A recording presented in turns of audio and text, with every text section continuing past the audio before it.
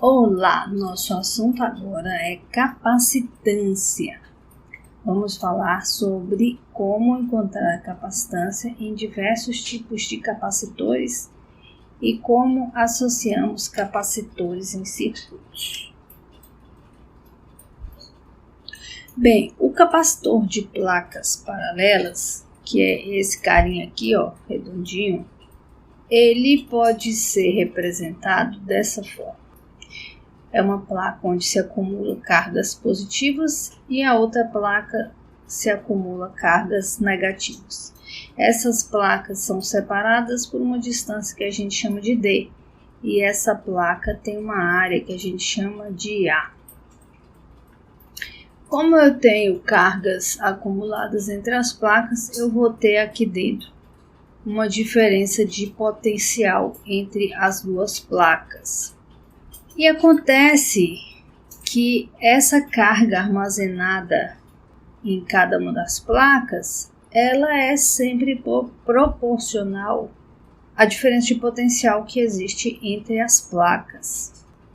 Então eu posso escrever a carga como sendo uma constante vezes a diferença de potencial. Então a carga acumulada na placa é igual a uma constante vezes a diferença de potencial.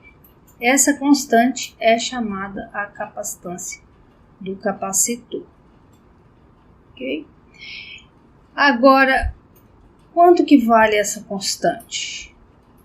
Acontece que para cada tipo de capacitor, essa capacitância vai ter um valor diferente, né? Vai ter uma forma de calcular diferente.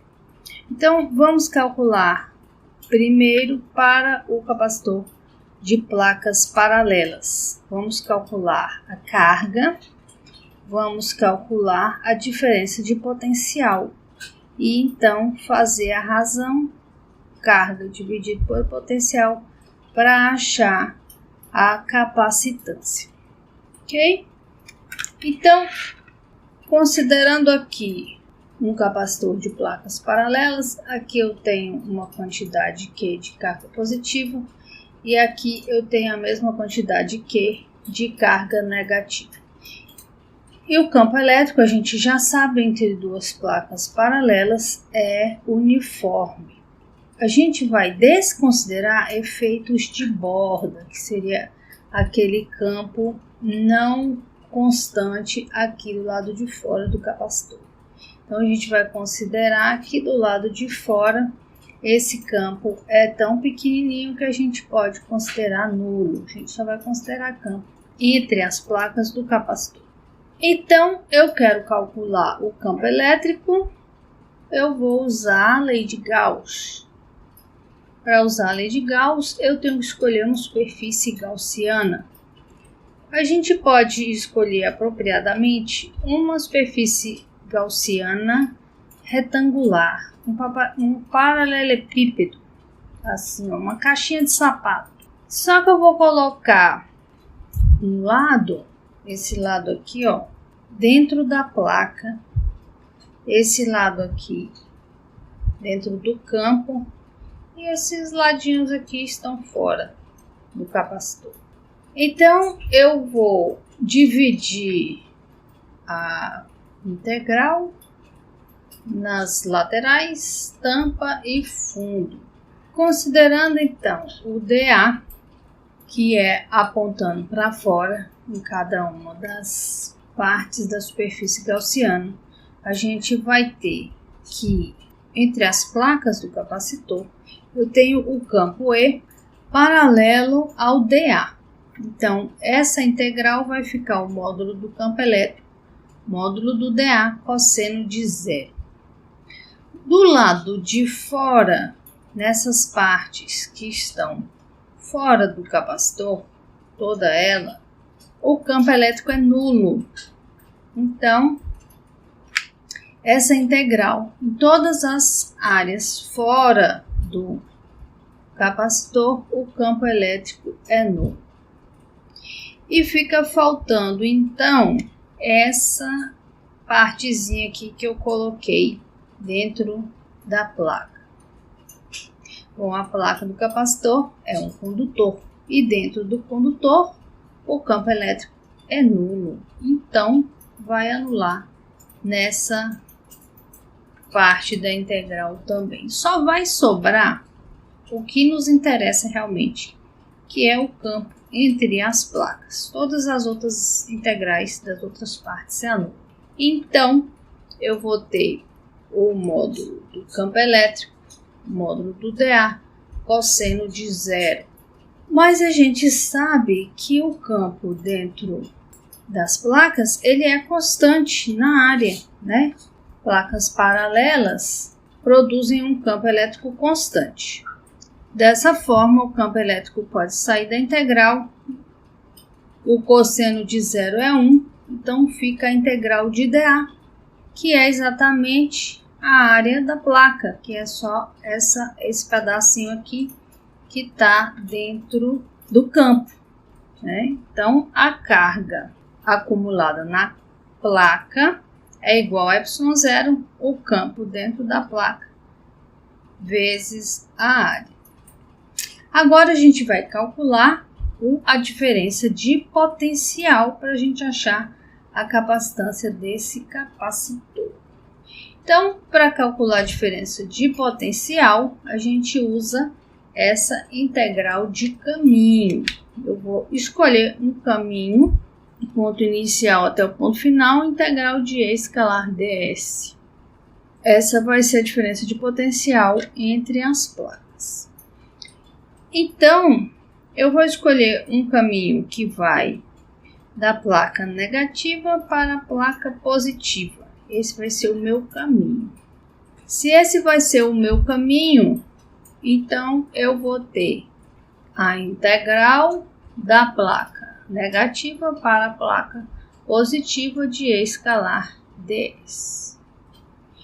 Então veja que esse produto escalar vai ficar o módulo do campo elétrico, o módulo do ds, cosseno de 180, porque o ds aponta no sentido contrário do campo elétrico. Então, vai ficar EDS cosseno de 180. Bom, a gente sabe que o campo é constante, sai da integral, vai sobrar somente a integral de ds, que vai dar justamente a distância entre as placas. Então, a diferença de potencial entre as placas de um capacitor de placas paralelas é E vezes D. Então, agora a gente já achou a carga, já achou a diferença de potencial. Então, a gente pode fazer a razão entre a carga e a diferença de potencial e achar a capacitância, né? Então, a carga, eu vou substituir lá ε0 EA, e no lugar do potencial, vou substituir ED. Então, o campo morre com esse campo, e vejam que a capacitância de um capacitor de placas paralelas depende apenas da área das placas e da distância entre as placas, né? Só depende dessas duas características do capacitor. Muito bem. Agora, um capacitor cilíndrico, que é um carinha mais ou menos assim, ó, ele é composto por um cilindro oco, onde normalmente se acumulam cargas negativas, e um cilindro menor maciço no meio dele, onde normalmente se acumulam cargas positivas. Mas, de novo, a carga acumulada na placa de fora ou na de dentro depende da diferença de potencial entre elas. Então, de novo, a carga é igual a capacitância vezes a diferença de potencial. Mas essa capacitância aqui vai ser diferente do capacitor de placas paralelas. Vamos fazer o mesmo raciocínio. Vou calcular a carga, vou calcular a diferença de potencial e depois fazer a razão para achar a capacitância. Então, vamos pensar aqui num capacitor em que eu tenho o cilindro de dentro com cargas positivas e raio A. O cilindro de fora tem cargas negativas e raio B. Então, o campo elétrico aponta de dentro para fora, aqui no miolo do capacitor. Então, para eu achar o campo elétrico, eu vou utilizar a lei de Gauss. Para utilizar a lei de Gauss nessa situação, eu vou colocar uma superfície gaussiana cilíndrica, acompanhando a simetria do capacitor. Nesse caso, eu vou dividir essa integral em uma integral no corpo e a integral nas tampas, a tampa de cima e a tampa de baixo. O dA aponta para fora, então no corpo da superfície gaussiana eu tenho o dA paralelo ao campo.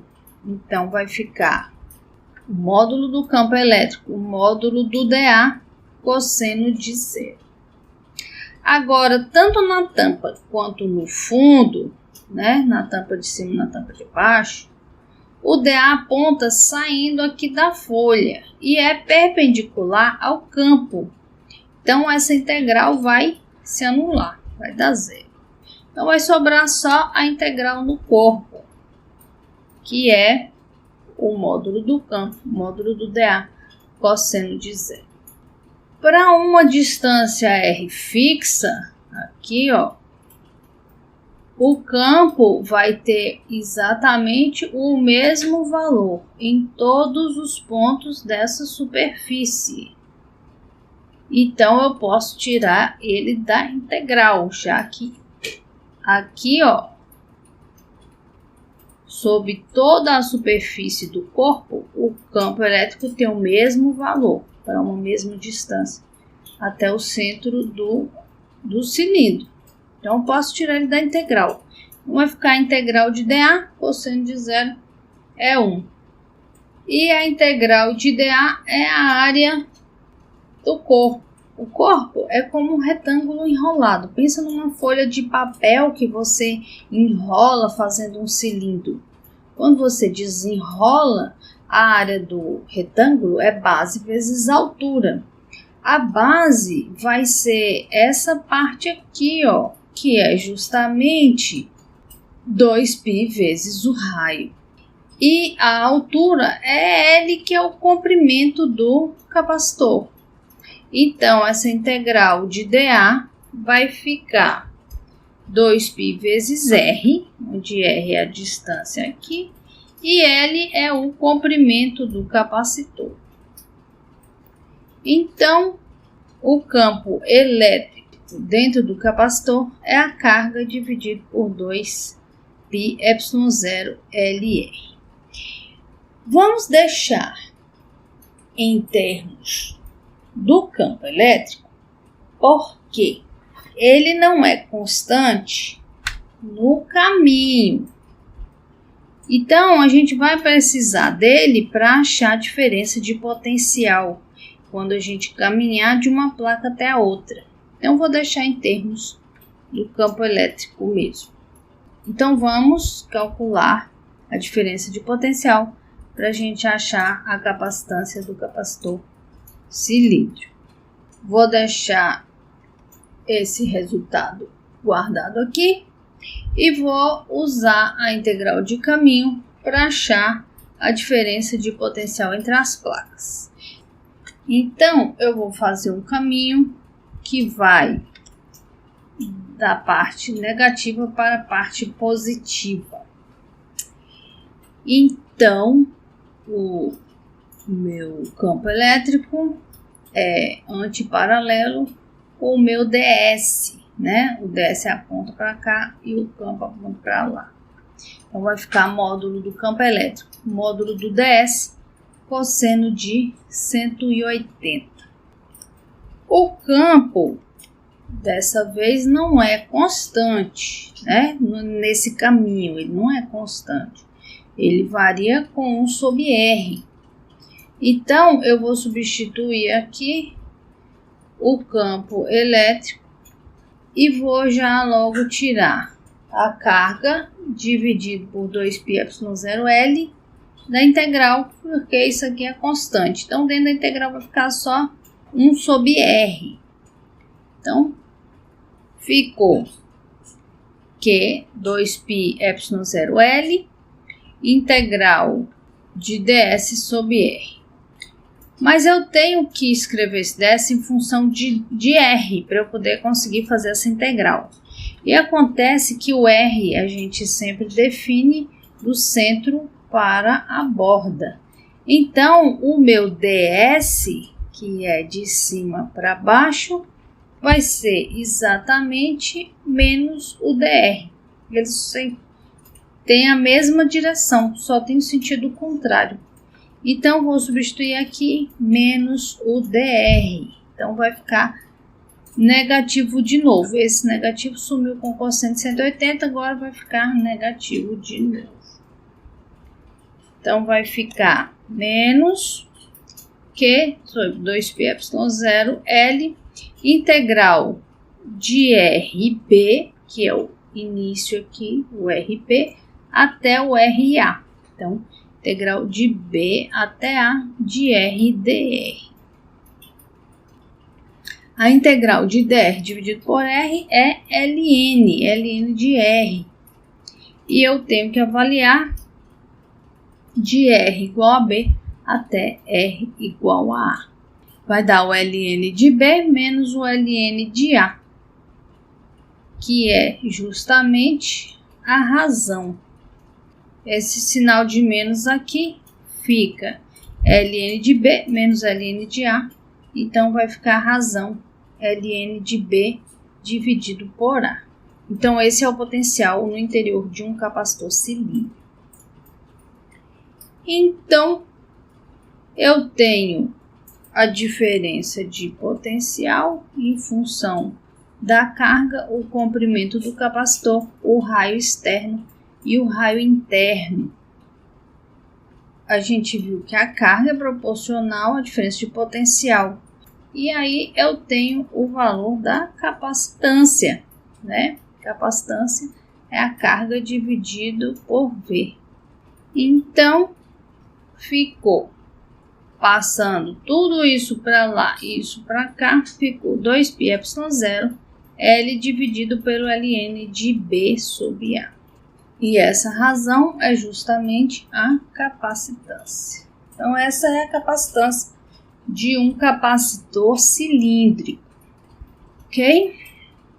Agora, um capacitor esférico é justamente uma esfera oca, onde se acumula normalmente cargas negativas, e uma esfera maciça dentro, onde normalmente se acumulam cargas positivas.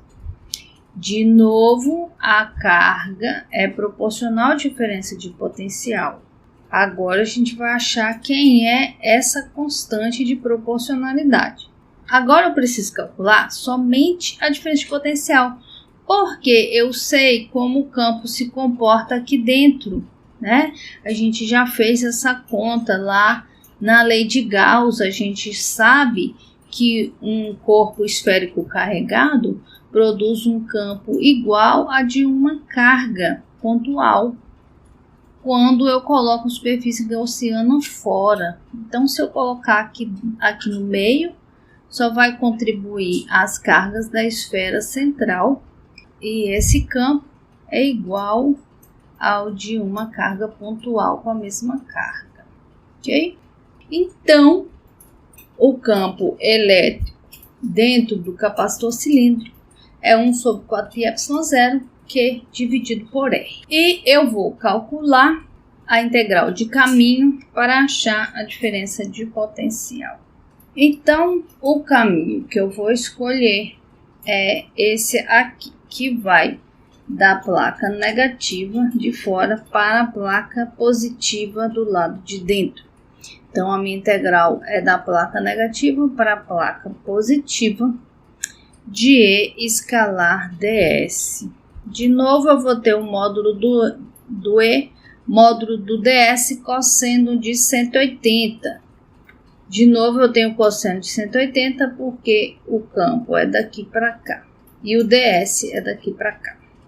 E de novo, o ds é igual a menos o dr. Então, substituindo aqui, o campo elétrico vai ficar 1 sobre 4πε0 que eu vou já tirar aqui da integral, e vai sobrar o r ao quadrado lá dentro. O ds é menos o dr, então vai aparecer esse menos aqui de novo, tinha sumido com o 180, aparecer ele de novo, vai ficar dr dividido por r ao quadrado. A integral de dr por r ao quadrado é menos 1 sobre r, e eu tenho que avaliar do r igual a b até o r igual a a.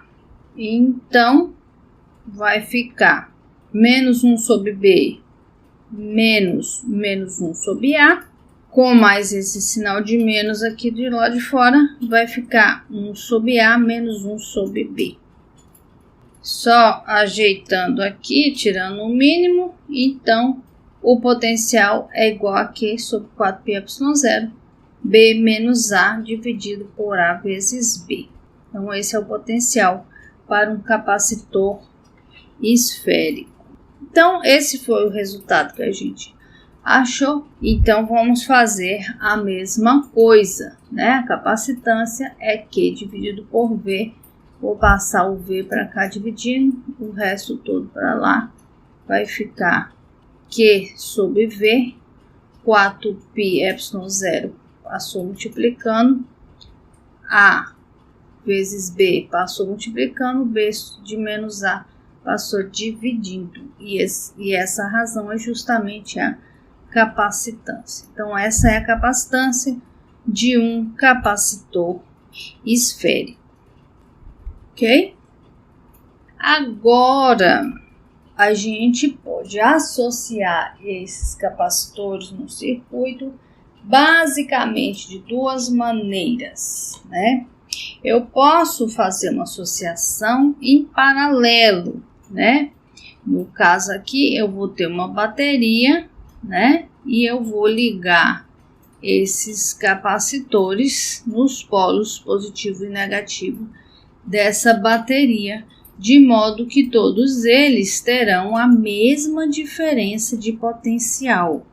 Então, se todos eles estão submetidos à mesma diferença de potencial, cada um vai acumular uma carga diferente, dependendo da capacitância dele, né? Então, se as capacitâncias são diferentes e a diferença de potencial é a mesma, necessariamente a carga acumulada em cada uma das placas vai ser diferente, né? Então, eu tenho que a carga acumulada no capacitor 1 vai ser o C1 vezes a diferença de potencial. A carga acumulada no capacitor 2 é o C2 vezes a diferença de potencial, V. E a carga acumulada no capacitor 3 é o C3 vezes a mesma diferença de potencial, V. Então, se a gente quer achar um capacitor equivalente, ele vai ter a carga total, que seria a carga somada dos três capacitores. Então, a carga do capacitor equivalente seria o Q1 mais o Q2 mais o Q3. Como a diferença de potencial é a mesma, então eu posso colocar C1, C2, C3 em evidência. Então, eu vou ter que a carga dividido por V, vou passar o V para cá dividindo, vai ser o C1 mais o C2 mais o C3.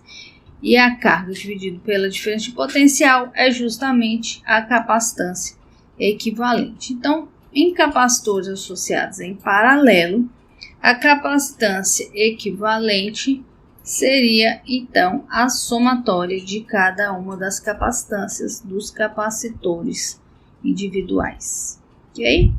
Vocês já sabem, mas a gente vai ver que a associação de capacitores é justamente ao contrário da associação de resistores. Resistores em série, a resistência equivalente é a soma das resistências. Para capacitores em paralelo, é que a capacitância equivalente é a soma das capacitâncias. A mesma coisa vai acontecer com os capacitores associados em série. Eu tenho aqui que essa placa do primeiro capacitor está ligado no polo positivo da bateria. E essa placa do último capacitor está ligado na placa negativa da bateria. Então, vamos supor que tem um fluxo de elétrons daqui para cá. Então, eu vou acumular uma quantidade de carga menos Q aqui nessa placa. Essa quantidade de carga menos Q vai repelir uma quantidade de carga Q de elétrons que vai fluir para essa placa no próximo capacitor, ficando aqui uma carga mais Q e aqui uma carga menos Q. De novo, essa carga menos Q vai repelir uma quantidade menos Q de carga para a placa desse capacitor, ficando aqui uma carga mais Q e aqui uma carga menos Q. E de novo, essa carga menos Q vai repelir uma quantidade de cargas menos Q para o lado positivo da bateria, ficando então aqui nessa placa uma quantidade mais Q de carga. Então, dessa maneira, a gente pode ver que quando a gente associa capacitores em série, a carga acumulada em cada um dos capacitores vai ser igual. E cada um deles está submetido a uma diferença de potencial diferente, né? Da mesma maneira que resistores em série, né? Cada um deles estão submetidos a uma diferença de potencial diferente. Se a capacitância deles é diferente, então eu vou ter que a carga Q no capacitor 1 é C1V1, a carga Q no capacitor 2 é C2V2, carga Q no capacitor 3 é C3V3. Então, somando aqui a diferença de potencial V1 mais V2 mais V3, eu tenho a diferença de potencial da bateria, que é o V. Então, eu posso escrever o V1 como sendo a carga dividido por C1, substituir aqui. Então, tenho Q dividido por C1. O V2 vai ser Q dividido por C2 e o V3 vai ser Q dividido por C3. Mas a carga Q é a mesma, então eu posso colocar em evidência e passar para o lado de cá, dividindo. Então, V dividido por Q vai ser 1 sobre C1, mais 1 sobre C2, mais 1 sobre C3. E V dividido por Q é a capacitância do capacitor equivalente. Então, no caso de capacitores em série, eu tenho que a capacitância equivalente é 1 sobre as capacitâncias individuais de cada um dos capacitores somadas, ok? Na próxima aula, vamos ver a energia armazenada no capacitor e também os dielétricos.